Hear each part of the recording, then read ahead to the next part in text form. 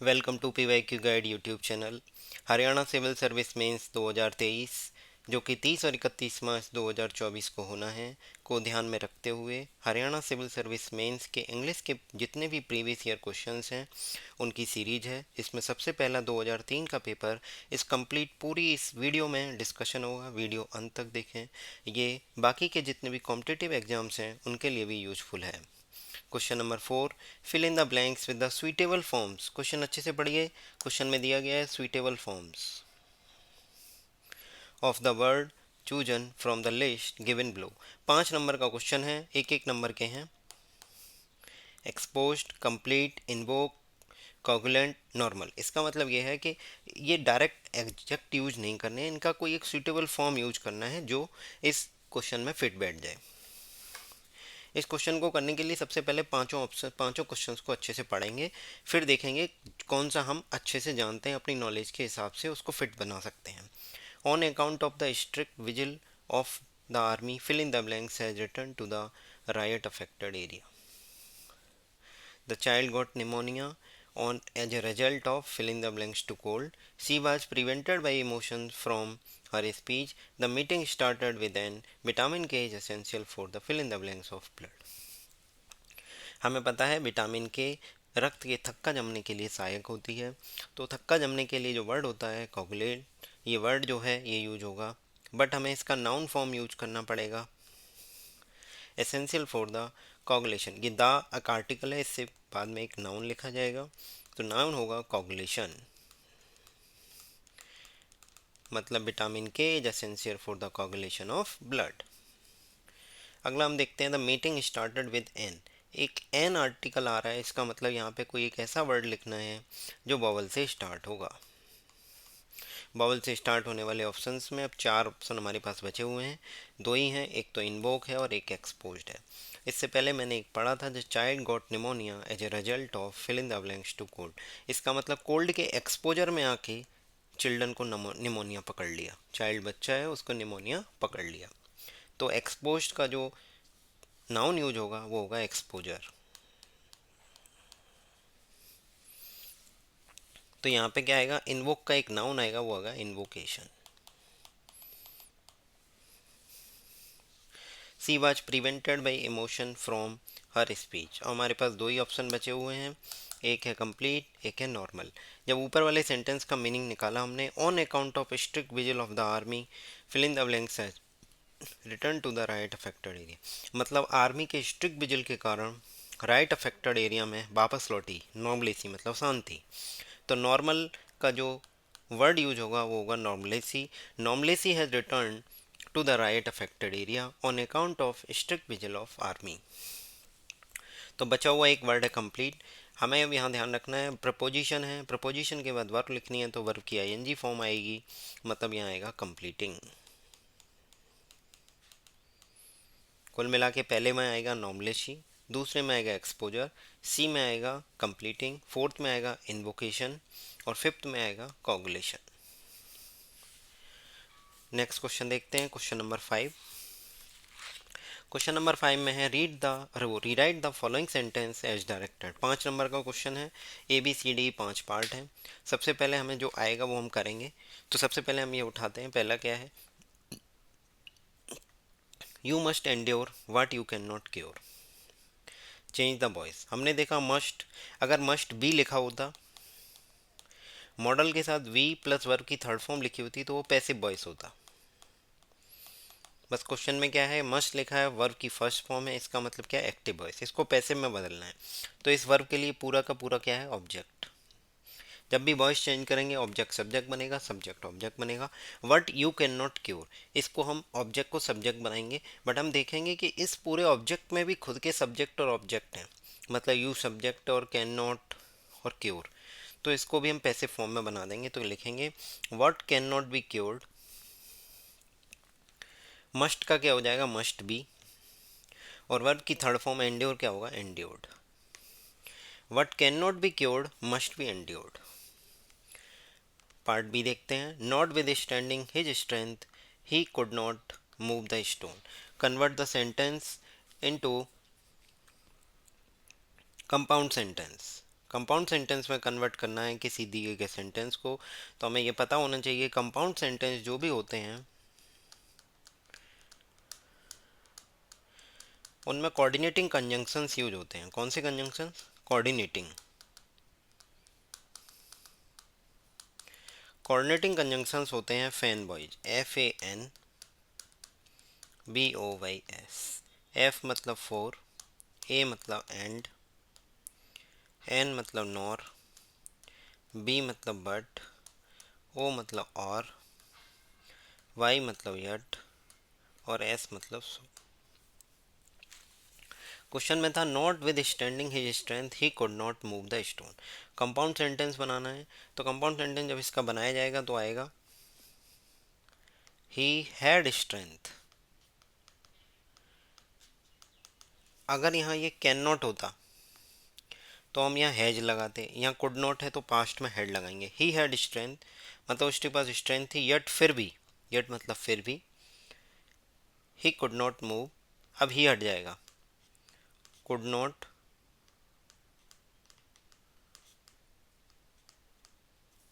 Not move the stone.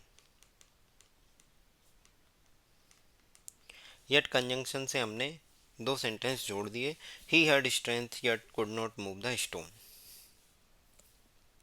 Question C, it's never too late to mend make a complex sentence. जब भी to और to से related जो भी sentence है उसको कॉम्प्लेक्स सेंटेंस बनाना होगा, सो और दैट का यूज करेंगे। देखते हैं कैसे हम सो और दैट का यूज करेंगे।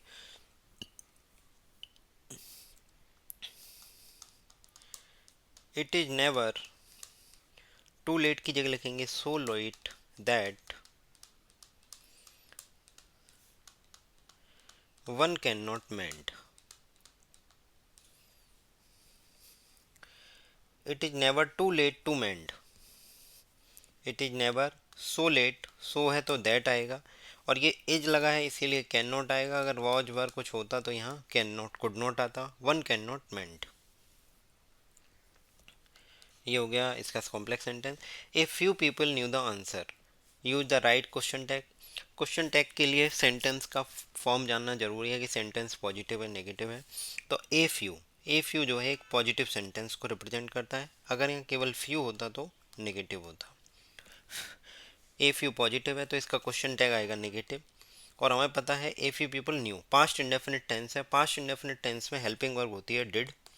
अब यहाँ पे क्वेश्चन टैग नेगेटिव बनाना है तो डिडेंट, और ए फ्यू पीपल की जगह जो सब्जेक्ट यूज होगा didn't they, question mark, didn't they. We wish we did not have to take exam said the children, change the mode of narration. ये direct indirect speech है, इनका conversion देखना है। तो देखते हैं, the children said,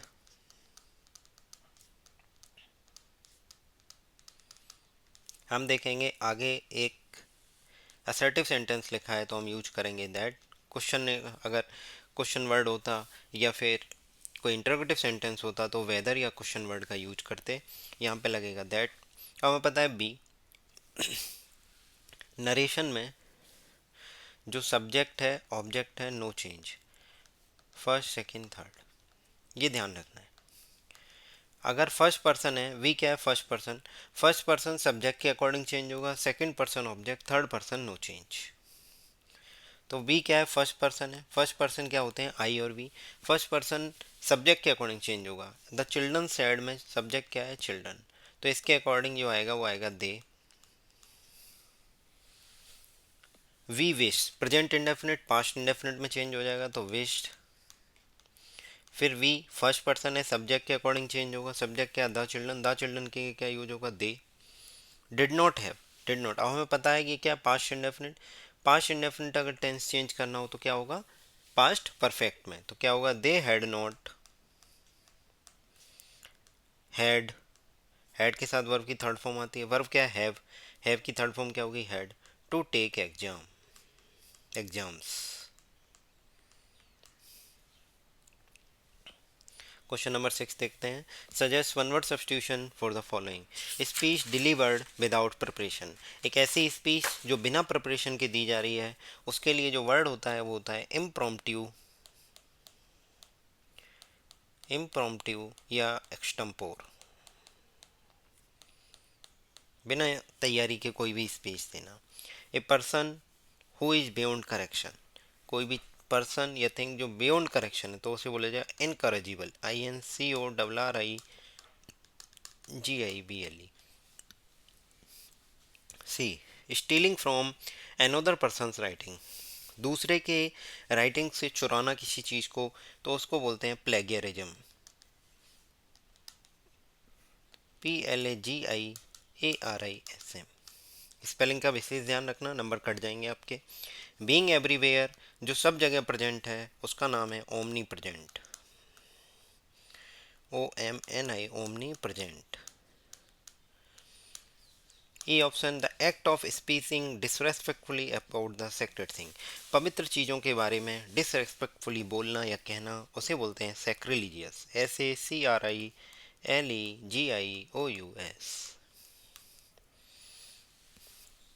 question number 7 देखते हैं।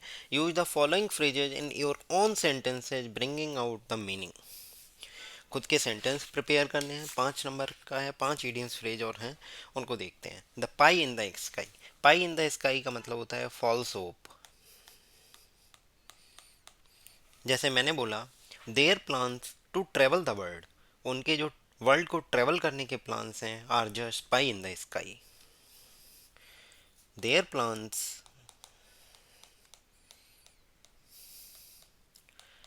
To travel, T capital, their plans to travel the world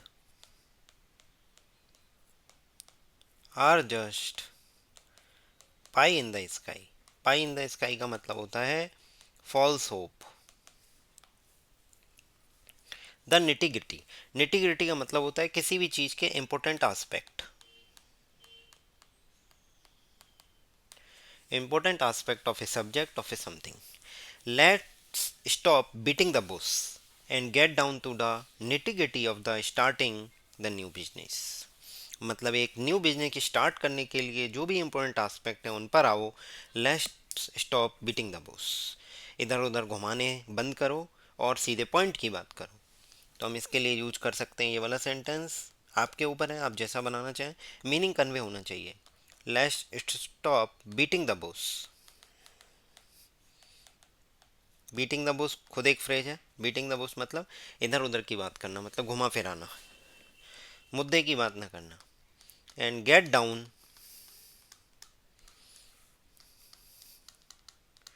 to the nitty gritty of starting the new business,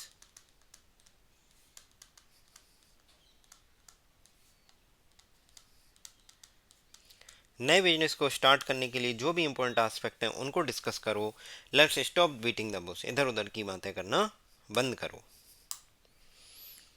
अगला तीसरा है in leaps and bounds. In leaps and bounds का मतलब होता है rapidly, quickly, बहुत तेज। मतलब the company is growing by leaps and bounds, the company is growing by leaps and bounds, दोनों जगह एस लगा है, ध्यान रखना। The company is growing by leaps and bounds this year. D, be in someone's good book. Be in someone's good book का मतलब होता है किसी की गुड बुक्स में होना, मतलब किसी के फेवर में होना, मतलब कोई हमेशा तुम्हारे अच्छे के लिए ही सोचे। तो इसका मतलब क्या हुआ, एम्प्लॉयज वर्क ऑनेस्टली, जो भी एम्प्लॉयज हैं वो ऑनेस्टली काम करते हैं to stay in their boss good book. मतलब बॉस और एम्प्लॉय के लिए अगर बोला जाए तो जो एम्प्लॉयज हैं, एम्प्लॉयज वर्क ऑनेस्टली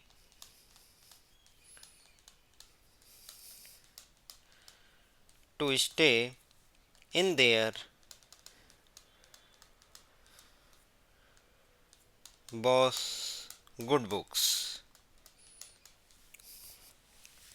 बॉस की जो गुड बुक है उसमें रहना, मतलब तभी वो इस तरीके से अच्छा काम कर रहे हैं कि बॉस की नज़रों में अच्छे बने रहेंगे।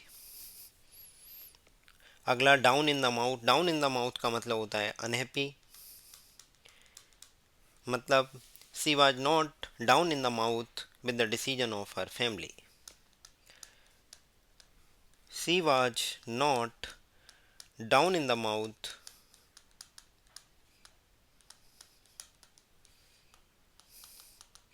with the decision of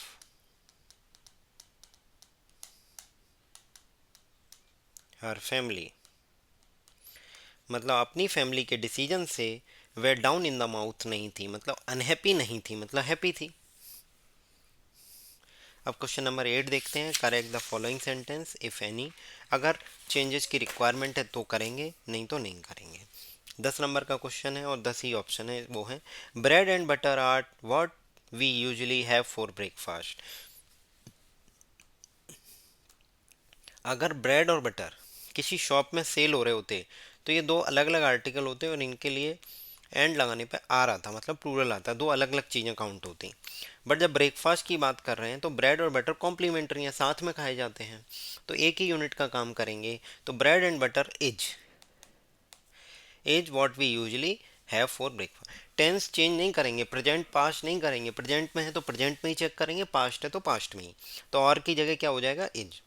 अगला, every book and every journal in the library are in a bad shape. अब हमें every book and every journal, library में हर एक बुक और हर एक जर्नल की बात हो रही है, मतलब एक एक आर्टिकल की बात हो रही है एक बार में। इसका मतलब वहाँ एक एक आर्टिकल की बात हो रही है, मतलब सिंगुलर है, तो इसका मतलब सिंगुलर वर्ब आएगी। तो आर की जगह क्या आ जाएगा, is. C, the population of Delhi is larger than Agra. यहाँ पे क्या किया गया है, दिल्ली की पॉपुलेशन को कंपेयर किया गया आगरा से, जबकि दिल्ली की पॉपुलेशन को किससे कंपेयर करना था, आगरा की पॉपुलेशन से। तो पॉपुलेशन वर्ड फिर से रिपीट ना हो तो इसीलिए आगरा के आगे दैट लगा देंगे, तो दैट ऑफ आगरा। वैसे तो हम ऐसे लिख सकते थे, the population of Delhi is larger than the population of Agra, but population word repeat होगा इसलिए वहाँ पे क्या लगा देंगे, that of Agra. D option देखते हैं। Here we have a unique example, here we have an unique example. यहाँ पे हमें ध्यान देना पड़ेगा, यूनिक से पहले क्या आएगा, A. Unique example of perverted notions. Of the two choices prefer the easiest. The easiest एक सुपरलेटिव डिग्री है जो मोर देन टू के लिए यूज होगी। जब दो चॉइसों में करना हो तो क्या आएगा, prefer the easier, prefer the easier. I prefer tea than coffee. जब भी दो चीज़ें प्रेफर में हमेशा टू का यूज करते हैं, देन का नहीं। जूनियर के बाद टू आएगा, सीनियर के बाद टू आएगा, ऐसे ही प्रेफर के बाद भी टू आता है, देन का यूज नहीं करते हैं।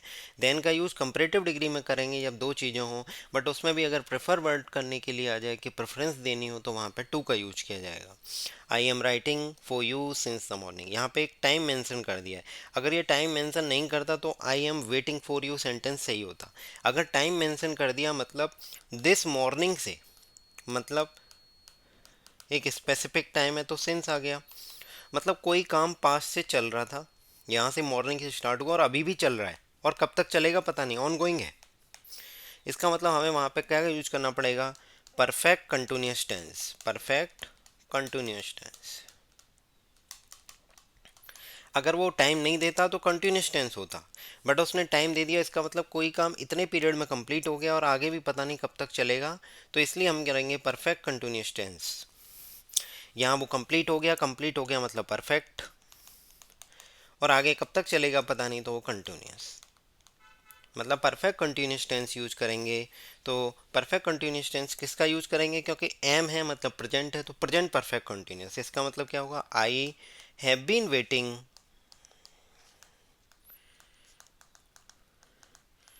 For you since this morning. Despite a grave setback you must adhere with your earlier plan. Adhere के बाद हमेशा टू प्रपोजिशन का यूज करेंगे। Despite a grave setback you must adhere to your earlier plan. Their wedding has not been a happy one. अब आपको पता होना चाहिए कि दो चीज़ें होती हैं, एक होता है मैरिज, एक होता है वेडिंग। तो वेडिंग क्या है, एक सेरेमनी है, एक फंक्शन है। मैरिज क्या है, एक रिलेशन है, एक स्टेट है। जैसे हम यूज करते हैं तो वेडिंग कार्ड होता है,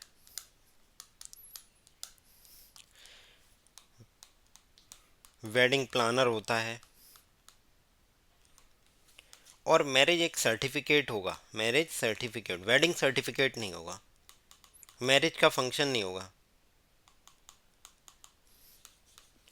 मैरिज कार्ड नहीं होगा, तो वेडिंग कार्ड होगा।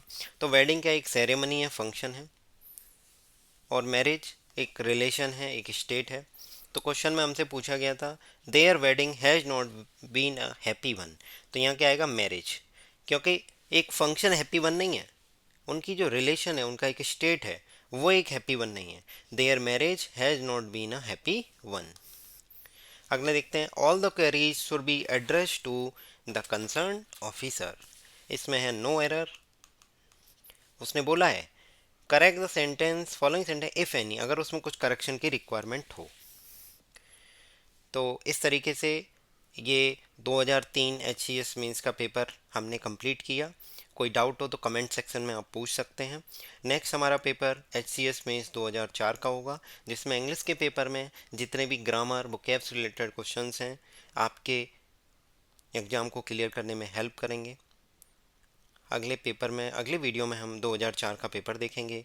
वीडियो पसंद आई तो लाइक करें, चैनल को सब्सक्राइब करें और अपने दोस्तों के साथ शेयर करें जिन लोगों का एच सी एस मेंस का एग्ज़ाम है। Thank you.